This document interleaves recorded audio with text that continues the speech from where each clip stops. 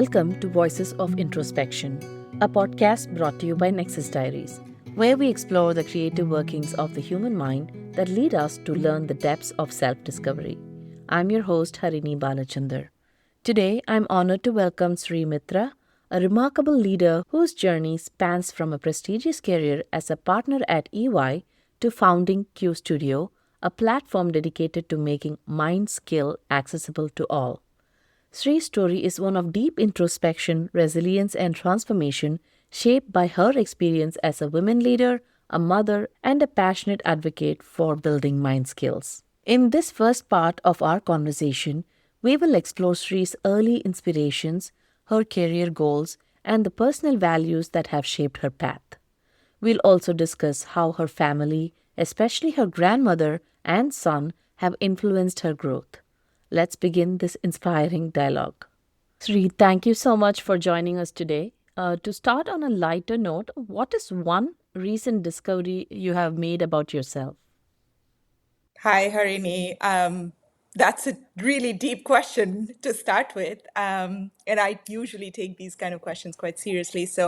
Um, one thing that I recently learned about myself, I'll just keep it light, just in the spirit of starting the conversation.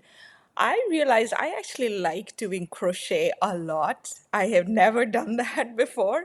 I grew up in a house of knitters, so they knit, and I don't know how much you know about this, but there is a conflict between people who knit and people who crochet. And I grew up on the knitting side.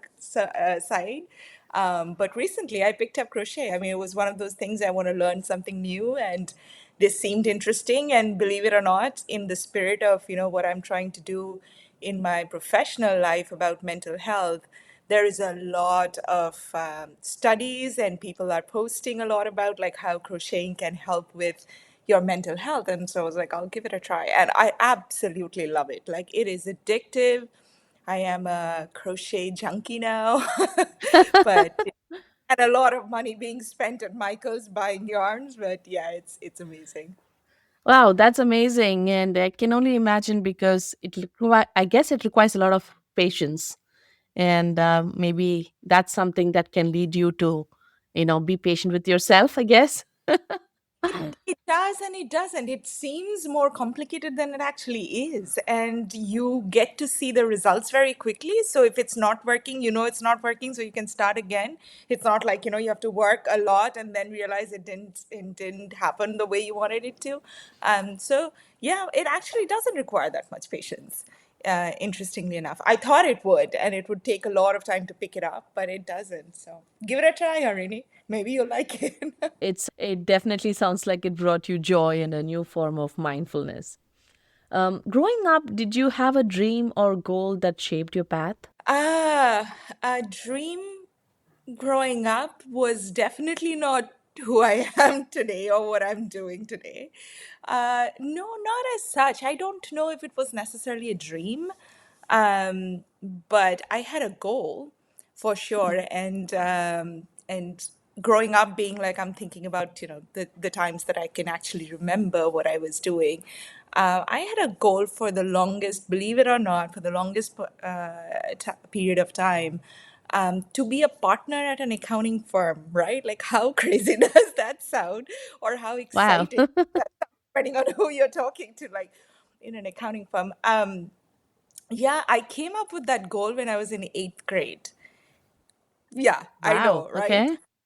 Uh, and I chased that goal for, I don't know, like 30 years, I guess, 25 years, yeah. Yeah, so I didn't know what that meant to be a partner in an accounting firm at that point. I just knew that, that is a prestigious position that gives you financial security. And there were things that mattered to me at that time. And yeah, so I set down on that goal, and but I got there, right? It's impressive how early you set your sight on becoming a partner at an accounting firm, even without fully understanding what that even meant. So, what inspired that goal? Yeah, it evolved. It was a, it was a, how do they say, like a process of elimination. So I come from a family of scientists. My grandparents, my parents, my uncles, aunts, they are all in the academia. I knew it doesn't pay well. It pays very much from an intellectual standpoint, but it doesn't really financially pay. So I definitely wanted to do something that gave me financial stability. On a very serious note, I know there's a lot of discussion around, financial stress is one of the biggest things that impacts our mental health as well. So even at that young age, I understood the importance of having financial stability and security. And I mean, coming from India, where, not to stereotype, at least when I was growing up, it was still more prevalent to depend on your husband, on your spouse, who will provide for financial, means, right? And I never Mm-hmm. wanted.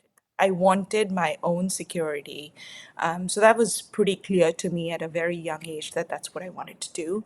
So I knew that science wasn't the thing that I was going for because, I couldn't see that in my family. And arts, as you know, in India, growing up, arts wasn't ever considered to be a profession. Now it's changed, which is great, by the way, right? Because arts is probably one of the most creative things that human beings as a species can do. But that wasn't a viable, profession at that point. So what that ended up being is that I would look into business, right? And so I was like, okay, what does business people do? And I had a relative who was a chartered accountant, which is the equivalent of a CPA. And I spoke to him a little bit in terms of what they do. And it was like, well, it's actually pretty good. It's coming up. Like, not a lot of people do it, but, people are quite successful. So I asked him, like, what do chartered accountants do? And he was like, well, they'd audit. And I'm like, audit, right? Like, anyway, long story short, ended up being like, okay, accounting firms is where chartered accountants work. And I was like, okay, what's the top you can get to in an accounting firm? And that was a partner. So I was like, okay, that's what I want to be, right? Like a partner in an accounting firm. And yeah, so that started the journey. And I have loved it. I've grown so much. I've loved it. It's great to say that you've achieved the goal you set yourself up for. So those Mm-hmm. things, yeah. That's a great point. It seems like you embraced learning with enthusiasm and purpose, driven by a clear goal.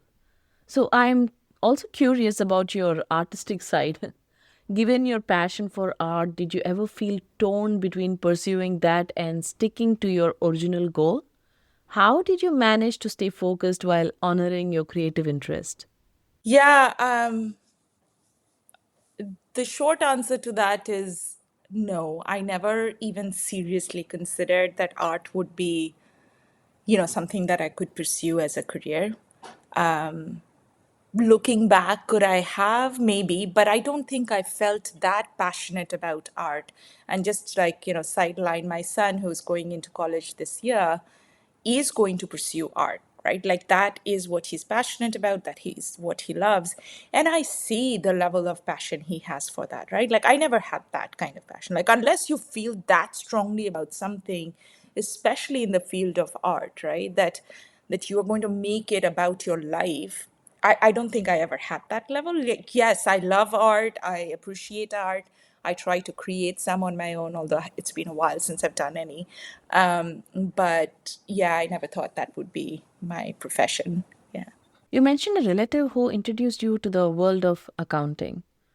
Along your journey toward that goal, was there an inspirational figure you looked up to or who significantly influenced you? How did that shape your path? My inspiration my entire life and to date is my grandmother. So she's not in the accounting world, so just to clarify, but I don't think that necessarily matters. So this is my maternal grandmother, my mom's mom. I had the fortune to, grow up with her. Like she, from a very young age, my grandparents lived with us. And so I had the amazing opportunity to see her. Just to like very quickly, the background, she was like India's first Fulbright scholar, woman Fulbright scholar. She came to Mhm. the US in the 1950s to do her PhD by herself. So she was a phenomenal, role model to look up to. And so the things that I feel like now when I reflect on that I probably picked up without even realizing, right? Like things that, like, for example, when you are sure about what your values are, you stick to them, right? Like, that was one of the biggest things. Like, I didn't understand at that young age, like, why my grandmother would feel very strongly about certain things, but like the other things, she would be like, okay, if that's what you feel, you should do, right? But there were things that she was very, very like, like, this is what I want, this is how it should be. And she would not do that for everything. So she wasn't a difficult person, but she would stick to her guns for certain things, right? And now that I look at it, I can see that it was more about like when her values were being questioned, she would put a firm stance on it. Your grandmother sounds like a truly inspiring figure, a woman of integrity and strength. How did her example influence your values and career? Yeah, so one of the values is, I know this will sound very big, but it's integrity, right? Anytime I would see her coming across people or being in a situation where I could sense that that is not something she intrinsically believed in, she would step away from it, right? Or she would be like, yeah, I don't want to involve myself in this situation.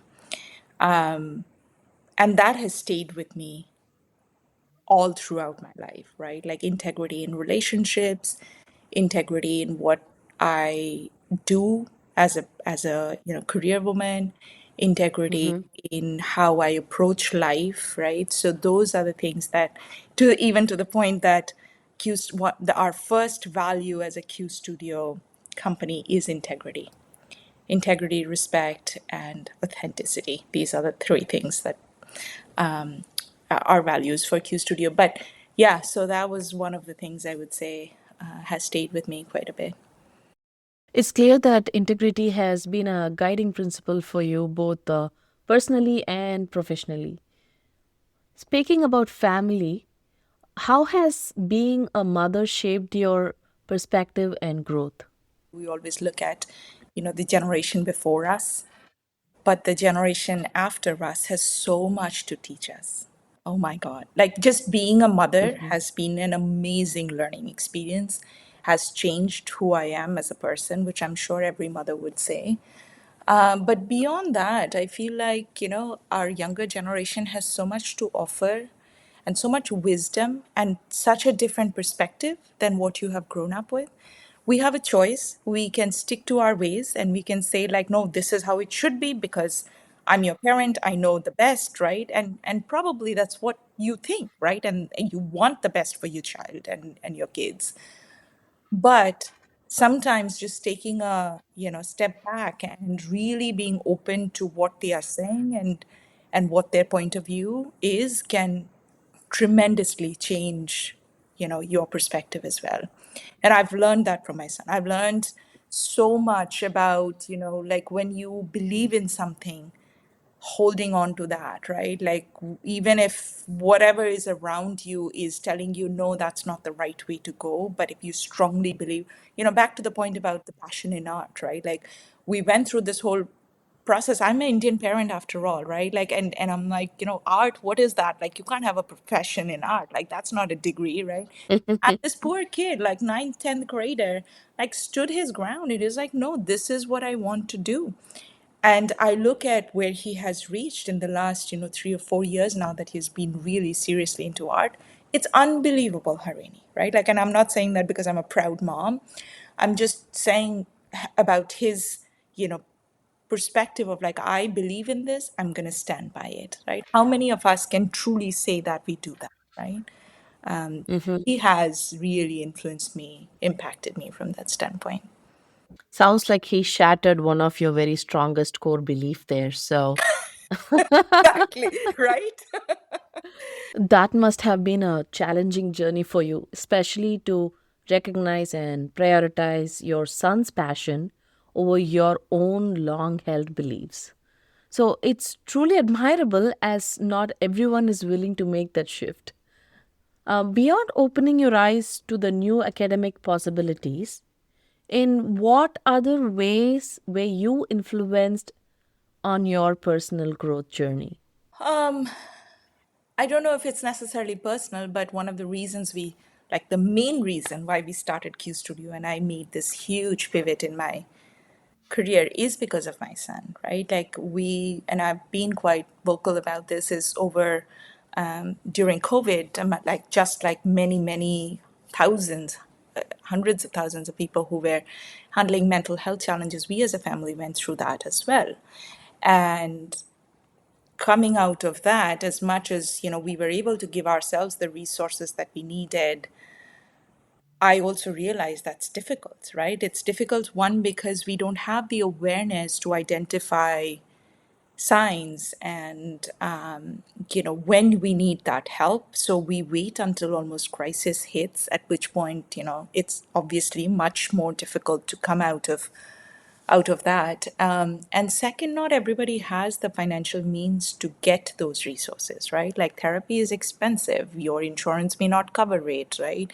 And so what came out of that experience or episode, whatever you want to call it, is this realization that the world needs to take care of its mental health in a preventative way, that we all need to learn ways in which we can take care of our mental health. And I'm not necessarily talking about, self-care in terms of like take breaks and take rest and go on vacation. All those are absolutely important.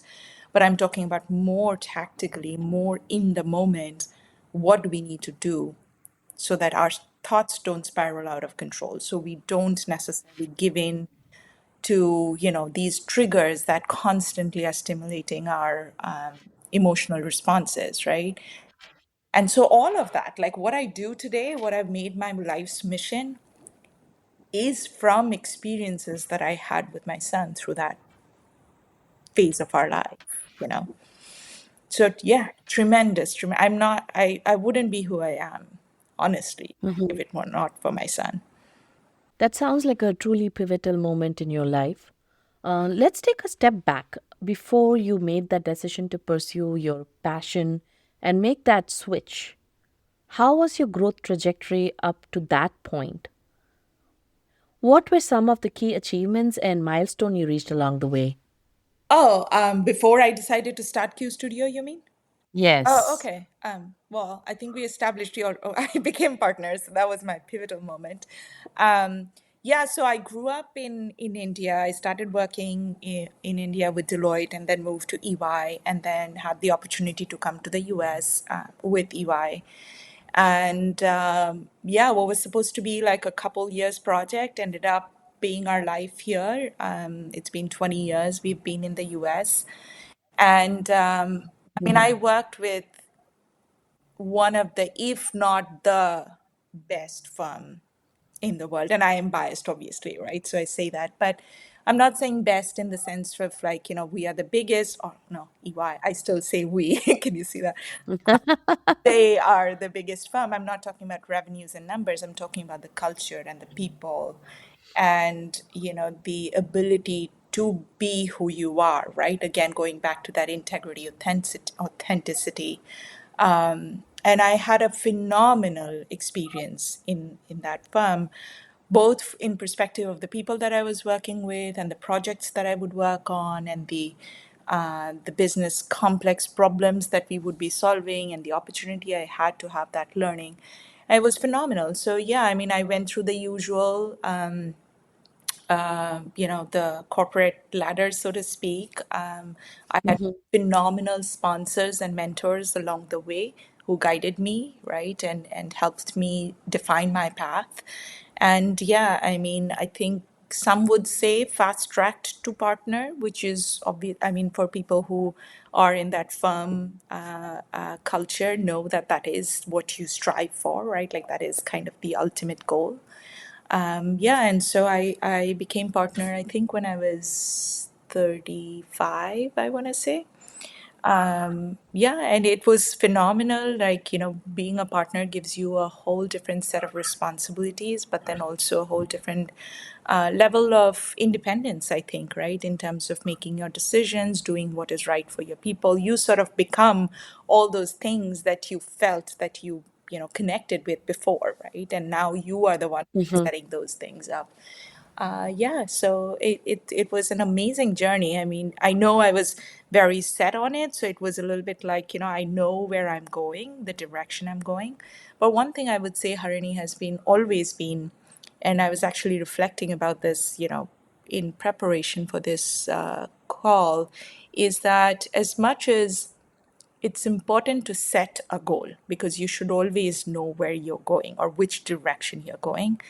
But I think it is okay to not lay the road, right? Like it's okay not to necessarily set down the path through which you're going to get to that goal. And being a little open about, what comes your way and the opportunities that are given to you. I think being open both from a perspective of being flexible, but then also being open internally, like you should have done the work internally to understand what path you should take. I see. For many people, work often feels like a second life, but it seems like for you, it truly became a second home. It sounds like you have spent most of your adult years at EY, and I really appreciate how you emphasize the importance of having a goal while also being flexible enough to carve your own path. That's something I personally relate to as I'm starting my own business and exploring which opportunities truly resonate with me. I'm open to adapting and pivoting as needed. With your 20 plus years at EY, what were some aspects of your work that you really, really enjoyed? And were there any parts that were more challenging? Could you share some insights about your attitude at work and your experiences collaborating with colleagues and clients? Maybe some things they expressed openly, or and perhaps some things they didn't say directly. Yeah, things that I enjoyed absolutely would be the people that I worked with. It is amazing. Like, I think you hit it on the nail that it was my second home. It was almost like sometimes my first home, honestly. uh, and I would say that, like, look, I mean, my entire family is back in India, right? Like it's just me, my husband, and my child here. We have, created extended family and friends here, but I almost looked at EY as my second family. Like, honestly, people there and the friendships and the connections that I've made there, they still continue even after, like, I've left the firm. So absolutely, number one is the people that I worked with, phenomenal. I think number two is the client problems that I got to solve, right? And I'm absolutely, it has been a privilege to be able to get into one of like some of the largest, transformations and restructuring and systems implementation and, just getting the, people trusting you to come in and consult them on something, right? Like something that is very important to them has been phenomenal, right? I never took that for granted. I never said like, yeah, I have the EY brand behind me, so everybody should be hiring me. I always took that as my biggest responsibility to bring the best that the firm has to offer, that I have to offer to my clients. So that was the second thing I would say. And the third thing, on a lighter note, well, wasn't light when we were doing it, but I used to travel a lot, like a lot. Monday to Thursday, I would travel all the time, as many consultants did before COVID, right? And that gave me a lot of points and status, which was amazing. Right. Now that I'm not with the firm and I don't travel, and through COVID, a lot of us lost those status. And I'm like, every time I'm on a personal trip, I'm like, yeah, it doesn't, like, I'm in what, like zone infinity, right? To get on the plane. I'm like the last person to board the plane. But yeah, that was definitely fun traveling around the world with people that you like working with, right? What better way? It's inspiring to hear how much you valued the. It is inspiring to hear how much you valued the people you worked with and the meaningful projects you led. And those frequent travels, I bet, must have been quite an experience. Listeners, in this first part of our conversation, Sri has shared the foundations of her journey, the goals, the inspiration, and family influences that have shaped her. Her story reminds us of the power of integrity, resilience, and openness to growth. Thank you, Sri, for sharing these insights with us so openly. In the next part, we'll dive deeper into the challenges of leadership, balancing parenting, and the transformative power of mind skills. To our listeners, please subscribe and stay tuned for part 2 of this inspiring episode with Sree Mitra.